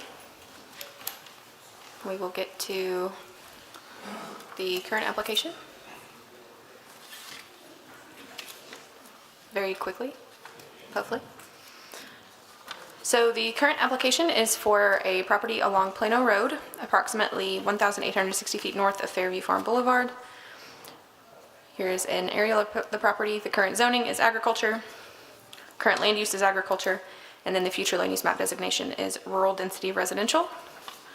Here are some photos of the property for your reference, and we can also move back and look at them if need be. And then we will leave their general lot concept up before you. They are proposing to rezone 75.787 acres from agriculture to residential estate, RE, in order to develop a maximum of 66 building lots. So looking down to the bottom of the page, staff has noted considerations regarding loss of prime farmland, and we will look over to page 2. Look closer to the bottom of the page. The property is designated as prime farmland or farmland of statewide importance. And so with that consideration, staff's recommendation is, the proposal does comply with the majority of the criteria assessed in the review process and is generally compatible with the surrounding area. And with that, staff's recommendation is for approval pending public hearing testimony and discussion tonight. And that's all that I have, but I'm happy to answer any questions. Thank you, Jenny. Commissioners, any questions for Jenny, for staff? All right, hearing none. Is the applicant here, the representative? Ted Purdue, 1010 College Street. I swear to tell the truth. Thank you, Ted. Chairman Warren, members of the commission, good evening. Just a few words in addition to what Jenny presented to you. I'm here on behalf of Plano Farm LLC. This, as it is explained in the staff report, this is a proposed RE development out off Plano Road. You will note in the staff report that it was recommended for approval, and that through the course of its evaluation of this application, the staff reviewed, I believe, 20 different sections of the comprehensive plan, in addition to 8 separate provisions of the Plano focal point policies, and the determination was made that this proposed development meets each and every one of those and was deemed not out of compliance with any of them. In terms of, I guess, a basis of comparison, or just looking at the issue of compatibility, I think the easiest thing to do, as it's pointed out in the staff report, is that take this property and compare it to the Fairview Farms development, which is just adjacent to the south. And what you'll see essentially is that what is proposed here is very similar to, if not perhaps even more restrictive than Fairview Farms. This property is, again, it's proposed RE, would be the same zone as Fairview Farms, adjacent to the south. What we're proposing are 66 lots over basically 76 acres. Fairview Farms has a little bit more. They have 70 lots over 84 acres. The big distinction, I guess, would be that in Fairview Farms, there's a minimum home size of, I think, 1,800 square feet, and what we're proposing here is a minimum that's quite a bit larger than that, and that is 2,500 square feet. And then I'll also point out that in our development plan conditions, we strictly prohibit vinyl as a primary building material, whereas in Fairview Farms, I think there are a certain number of lots in which vinyl is permitted as a primary building material. So in terms of building materials, We have strengthened that in the development plan conditions. We're planning for larger homes. These are all lots that are going to be at least 1 acre in size. It is, by definition and in practice, it's almost a textbook example of what a compatible development would be in comparison to its surroundings. So I commend my client for a strong application, a strong set of development plan conditions. We believe that based on the staff's review and recommendation, there really isn't any criteria we haven't met, and I don't see that there is, at this point, any justification under the ordinance in the comprehensive plan to not approve what is proposed. So we appreciate the commission's time and would ask you to vote for approval. Thank you, Ted. Ted, before you sit down, Commissioners, any questions for Mr. Pardue? All right, thank you. Is there anyone in the audience tonight that has a question or, yes, yeah, either one. Yes, ma'am. If you'd state your name and address, please. Beth Huddleston, Shady Place Court. I'm in the Fairview Farms subdivision, Bowling Green. Ms. Huddleston, you swear to tell the truth? I do. All right. All right, thank you. First of all, I do want to say thank you to you and the developer. It does appear that the houses are going to be very similar to the ones in Fairview, so that took one thing off of our list of concerns. Most of my concerns really have to do with traffic in the area, and I wanted to get some clarification on some of the language that was in the staff report. It said that the Kentucky Department of Transportation did not find that a traffic impact study was required. Is that correct? That's correct. Okay. By required, I assume that means not necessary. Is that right? As opposed to required under statute or regulation? Right. Our regulations give the oversight to the applicable transportation agency. In this case, along Plano would be KYTC, and internal to the development would be Warren County Public Works. Got it. And so they have, when they do that initial review, they can say, you know, this meets our threshold and we're going to require that you perform a traffic impact study, but they did not find that to be the case in this situation. Got it. Is there a process for asking for that to be reevaluated? The process would be to contact them directly, but I guess to my knowledge with similar developments, just the volume of traffic that would be generated from a development of this size compared to the existing volume of traffic on Plano Road, they have deemed that it's not, I guess percentage-wise in what's already existing, it's not enough to negatively impact that. Sure. So looking at this new development alone, it would not have been required. Is that correct? Correct. Right. I think my concern is, and I'm not sure if this committee or the commission can address this, is there's a lot of development going on Plano Road right now, and individually each one of these new developments may not require a traffic impact study, but certainly in aggregate, we're starting to see a significant amount of traffic on Plano Road, and I'm sure most of the people in this room have been on Plano Road. At some point, it's a narrow 2-lane road that runs from 35 miles an hour to 55 miles an hour. And so with more development on that road, you're going to see more cars turning left to cut across traffic and everything to turn on that road. There's also quite a log jam of traffic as you get up near the elementary school every morning, which I know is creating some hazards there. So I don't know exactly what, and perhaps you can give me some advice on what the process would be to get someone to consider looking at Plano Road in aggregate and the number of new developments going on there. Sure. I would, I guess, specifically for this development, I would just reach out to our district highway office, District 3, and I can get you a card after the meeting, and we can connect outside of this if you want to. That's great. And then also our Public Works Director for Warren County, and I can get you all of their contact information. The other thing I'll mention is that the Planning Commission houses the MPO, our Metropolitan Planning Organization, which is our transportation planning arm of the Planning Commission. We have technical advisory committee meetings that meet regularly. They're open to the public. So if you or anyone in the planning community has concerns about Plano Road or the roads in your community, that's, I guess, the opportunity for you to voice those concerns. And we do, basically we create a long list, a laundry list of project needs. We have limited funding that the state allocates every year. But we do have that, it's basically our project wish list. If we had unlimited funds, these are all of the road improvements we would make, or where we would widen a road, or add a roundabout, or that sort of thing. And so it does help when we have the public input, when we're prioritizing those projects, to submit to the state for approval in the highway plan, where we actually get the funds to make those improvements. So I guess that's another suggestion I would have, is to just interact with our technical advisory committee and express your concerns, Okay. and let us know your perspective from a community member in Plano, because we don't all live in Plano, so we don't know the frustrations that you're experiencing on a daily basis, because you're the ones that drive those roads. Sure. All right, thank you, Ms. Huddleston. Thank you. May, one more question, if I Well, may? your time's up. ma'am. Okay. Yeah, your time, I'm sorry. All right, I'll pass it on to them, because I think they're going to ask the same question then. Well, do you all have something different? Okay, thank you. You're welcome, you're very welcome.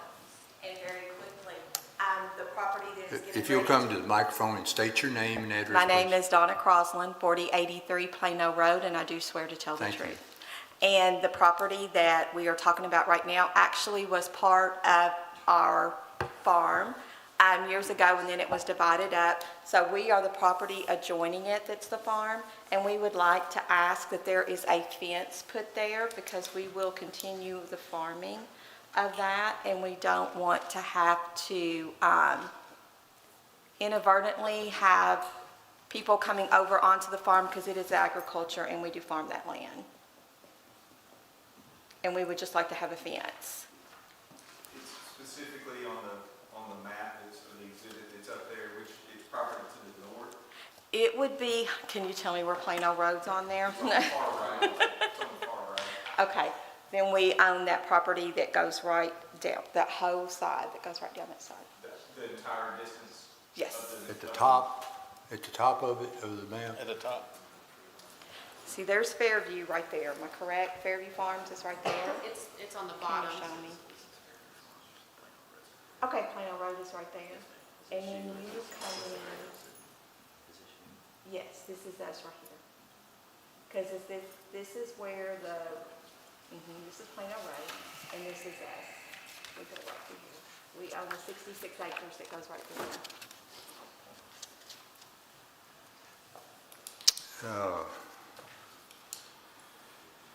Okay.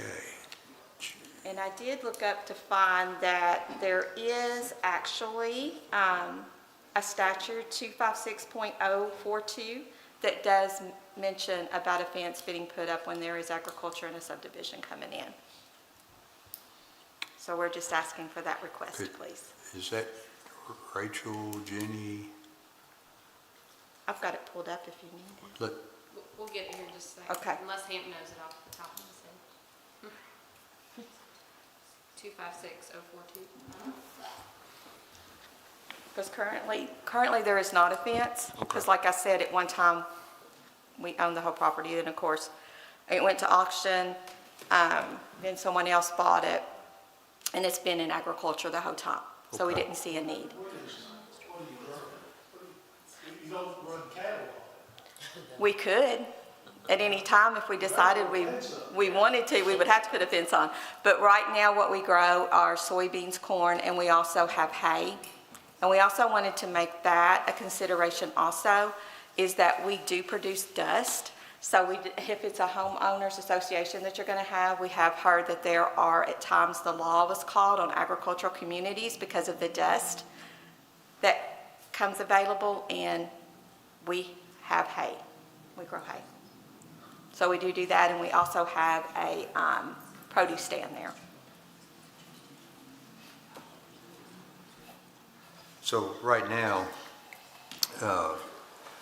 each lot developable will, with at least one new tree planted at time of construction of the principal residence. In addition, a 10-foot do not disturb buffer will be established around the perimeter of the development for the preservation of mature and healthy trees. So there would be, correct me if I'm wrong, there would be a tree line, or is, The existing tree line under that condition would stay on the west, the northern property line on the west side. okay. But you can see the eastern half of the northern boundary, there's no physical barrier there currently. No, there's no trees there. Okay, No, it's straight farmland. And I may also add that our ordinance, there is a right to farm policy that's specifically stated at the beginning of the ordinance to, I guess, address some of those concerns as far as if the neighborhood comes in and you're an existing farm, you still have the right to use that property just as you do today. If you're dusty or smelly or whatever that may be, you were there first, so. Right. So Rachel, the request, it would be from the developer to put what type of fence, if they agreed to it? So KRS 256.042 says the owner of a parcel of real estate used for agricultural purposes may file an action in the district court, Warren County, to require the initial construction or replacement of a boundary line fence or any portion thereof on the boundary between any parcel of real estate adjacent to the real estate of the plaintiff, that is, the farm owner. So her remedy is to file an action in the district court. The more sensible remedy, however, is to, when we finish here in just a minute, contact Mr. Pardue, who represents the owner, and I bet you'll get the relief you want. And you've also got that remedy waiting on the back end if he doesn't satisfy it. Okay, thank you. Thank you very Thank much. you for Great your time. comments. Thank you. You did a lot of research. Thanks for looking up the law for me. All right, thank you. Yes, sir. Something, yes, sir, come on up. Something different? Yeah, also Stud Street there too, which, you can't put a fence across the Stud Street. Yes, sir. Your name and address, please. John Huddleston, 4522 Shady Place Court, Bowling Green. Mr. Olson, swear to tell the truth? Yes, I do. Yes, sir. Your comment? Yeah, I live in Fairview Farms Development. And first question I have, and then just a brief comment. The first question I have is, will construction vehicles be using Fairview Farm Boulevard to get into the construction? There won't be cement trucks and We can prohibit that. You can prohibit that. With subcontractors too, I mean, are we gonna have, that size of development, you're probably gonna have, I don't know how many subcontractors. I guess, Ted, come to the microphone, please. some of that, I guess, would depend on when the stub is connected, but we can get a commitment from the developer that no construction traffic will enter and exit this development from Fairview. Okay. Just a quick comment. My wife and I, she spoke earlier, we drive Plano Road once or twice a day. As far as we're concerned, it's probably one of the most dangerous roads in Warren County. And I cannot see why a traffic impact study is not being issued. It should be issued. We're going to have increased traffic with the development that they're working on by the elementary school. It's a narrow road from Fairview Farm Boulevard to I-165. There's probably 6 different speed limits. They go up, they go down, they go real slow, they go to 55. People that in the 55, they go 60, 65. People in the 45 go 55. It's a hazard. Yes, sir. Thank you. I think Rachel will give your wife that information. Ted, would you come up here and agree to that we've added development plan condition that... About the construction traffic? Yes, sir. Yes. Isn't that right, Hamp? We would put a development plan condition. Yes. Just trying to think of the best place to add that. Probably at the end of Development Plan Condition 1, which speaks to the traffic improvements that the Transportation Cabinet will require of us. We can add the statement that there shall be no construction traffic permitted to enter or exit the development from Fairview Farms. Okay. If you would call your client up here and ask him that he agrees to this. Yes, sir. If you'd state your name and address, please. John Brewer, 111 McGinnis Road, and I swear to tell the All truth. right. I'm the acting POA for Chris Gerbert. He is out of the state. I'm not the developer, I'm just the, Is that agreeable, Rachel? That's, if you have the authority to speak for him, you're not. yes, sir. He does. Okay, all right, we just have to make Yeah, sure. so, John, you heard me recite the addition to Development Plan Condition 1, which would prohibit construction traffic from coming in and out of this development using Fairview Farm. You agree to that? Add that to the Development Plan Conditions? Yes. Okay. So I have a question. During construction of the road, there may be I guess, a work truck as far as a foreman's truck have to go over there to be able to tie in to Fairview Farms. You know, there's going to have to be some construction equipment there. That is a good point in that I guess when they developed Fairview, they left a right-of-way there, but they didn't stub it. So Looks like my client's going to have to be the one that completes the distance of the road from the stub at this development to Fairview. So I guess I see John's point. There may be, except for the construction or the linkage of that stub, will prohibit construction traffic. Maybe it ought to say that. Okay. Because that is a good point. I mean, that's technically in Fairview Farm subdivision, and because that wasn't completed when Fairview Farms was developed, that's going to be left to these guys. So I'll add that in there. You agree with that? Yes. Okay. All right, thank you all. Commissioners, any other questions for the applicant? Call for a motion. Make a motion to approve the proposed zoning map amendment together with a condition upon a general development plan, docket number 2026-14Z County, based upon the testimony of doctors in this public hearing. Proposed zoning map amendment is consistent with the Focus 2030 comprehensive plan as demonstrated by its compliance with objective and action items presented in the staff report. Therefore, the proposed zoning map amendment is in agreement with the comprehensive plan. Further, request this motion include a summary of evidence and testimony presented by the witnesses at this public hearing. Second. Gay, Yes. Shaw, Yes, sir. Starks, Yes. Folker, Yes. Drain, Yes. Chair Warren. Yes, sir. The motion is approved as Planning Commission final action in 21 days unless a request is made for the legislative body to hear the items. I guess we have no other items tonight. All right, we'll see everybody in April. Thank you all for being here tonight, and thank you for folks in the audience.